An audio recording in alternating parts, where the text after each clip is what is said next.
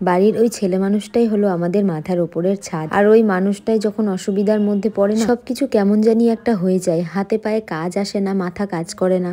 সেরকমটাই আমাদেরও হয়েছে। বাবার এরকম সমস্যার জন্য মা তো রান্নাবান্নাই করতে পারছে না, আর আমাদের মাথায় ভর্তি টেনশন, কখন ঠিক হবে, কিভাবে বাড়ি আনবো, কি করতে হবে কি না করতে হবে, সবকিছু দিয়ে যেন মাথাটা একদম ভর্তি হয়ে আছে। কালকে প্রায় অর্ধেক রাতে ঘুম আসে না, ওইভাবে একটু ঘুমিয়ে সকালবেলা উঠেছি।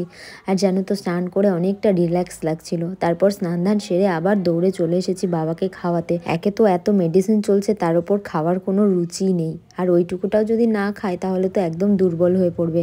তাই আমরা খাওয়া দাওয়া বাদ দিয়ে আমরা দুজন মিলে চলে এসেছি আবারও বাবাকে খাওয়া দাওয়া করাতে। বাবাকে খাইয়ে এখন আমরা যাচ্ছি বাড়ি। ওইদিকে আমার মেয়েটার এখন বুদ্ধি হচ্ছে, আর এখন না দেখলে পরে মা মা করে চেঁচাতে শিখেছে, সেরকম করছে।